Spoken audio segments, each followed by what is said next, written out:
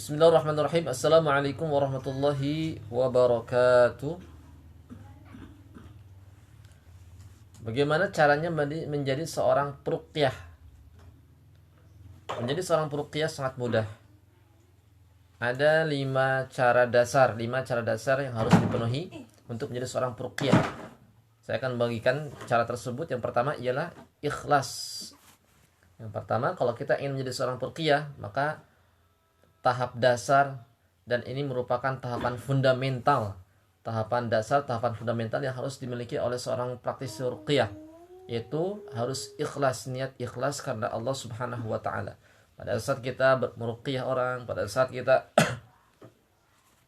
mengobati orang, pada saat kita berhadapan dengan pasien-pasien kita, maka kita niatkan ikhlas untuk membantu, ikhlas karena Allah, ikhlas untuk senantiasa mengamalkan syariat Allah. Karena ruqyah ini merupakan syariat Allah.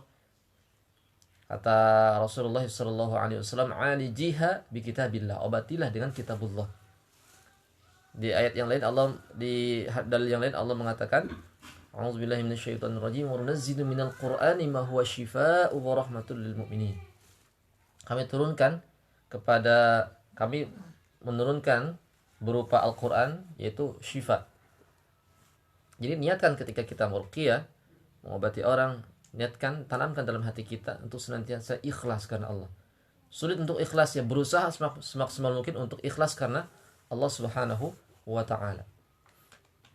Yang kedua adalah yang mesti dipenuhi oleh seorang praktis ruqyah, yaitu tawakal. Seorang peruqyah mesti mempunyai rasa tawakal, senantiasa menghadirkan dalam hatinya berserah diri kepada Allah Subhanahu wa taala. Dia tidak takut dengan berbagai macam rintangan, ancaman dari jin. Dia tidak takut, dia tidak bimbang, dia tidak gelisah, dia tidak merasa kuat gitu ya. Akan tetapi dia tawakal kepada Allah Subhanahu wa taala. Siapapun yang ia hadapi, bagaimanapun jumlahnya, bagaimanapun musuhnya, maka dia tidak akan memperdulikan. Kenapa? Karena dia tawakal kepada Allah Subhanahu wa taala, berserah diri kepada Allah Subhanahu wa taala. Nah, ini kunci kekuatan daripada praktisi ruqyah. Semakin besar tawakal yang dikerahkan, semakin besar tawakal yang dihadirkan, maka akan semakin kuat si praktisi ruqyah tersebut. Kenapa? Karena secara tidak langsung sebenarnya Allah sudah memberikan benteng. Ketika kita tawakal, Allah akan memberikan benteng kokoh. Kita harus yakin Allah akan menolong kita. Tawakal, Allah yang maha tinggi, Allah yang maha kuat. Kita serahkan sepenuhnya kepada Allah. Sembuh dan tidak sembuh, kembalikan kepada Allah. Kita jangan malu ketika kita mengobati pasien kita tidak sembuh, jangan malu. Dan ketika pada saat kita mengobati kemudian pasien sembuh, ya alhamdulillah, kita bersyukur kepada Allah Subhanahu wa taala. Tips yang ketiga ialah dakwah. Seorang peruqyah mesti mengiringi dalam setiap pengobatannya dengan dakwah terhadap orang yang diobati. Ketika tauhidnya lemah, ketika tauhidnya jatuh, ketika tauhidnya itu jelek, kita dakwahi, kita perbaiki tauhidnya. Ketika dia tidak tahu tentang mana yang halal, mana yang haram, mana yang wajib, sunnah, makruh, mubah, kita fahamkan, kita dakwahi, kita benahi pribadinya. Begitu juga ketika kita berhadapan dengan jin-jin yang menyimpang, yang diajak oleh iblis untuk menyimpang, maka kita dakwahi pula. Alangkah baiknya kita ajak Islam, ajak untuk memasuki agama Islam. Seorang peruqyah mesti mengiringi setiap pengobatannya dengan aktivitas dakwah. Yang keempat, seorang praktisi ruqyah, kalau kita ingin menjadi seorang praktisi ruqyah, itu mesti mempunyai guru. Mesti mempunyai guru. Barang siapa yang belajar tanpa ada guru, maka gurunya syaitan. Harus mempunyai guru.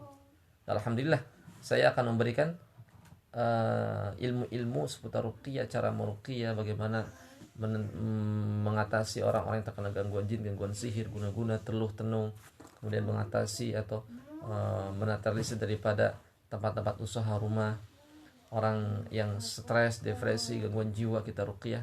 Insyaallah saya akan bagikan, walaupun dengan menggunakan media sosial, insyaallah. Yang penting di situ ada arahan, ada bimbingan seorang mentor, ada bimbingan seorang guru. Jadi jangan lepas dari arahan seorang mentor, guru yang memberikan pencerahan. Jangan pernah belajar pada Google ya, karena Google itu bukan ulama. Karena Google itu bukan ustadz. Google itu cuman teknologi yang dituangkan orang-orang.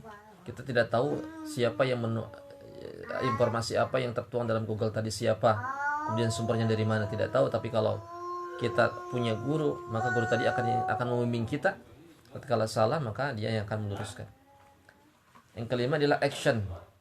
Ketika kita sudah ikhlas, berusaha untuk ikhlas kepada Allah, tawakal, kemudian kita berusaha, dakwah kita upayakan, kemudian kita punya guru, jangan tunggu lama-lama, action.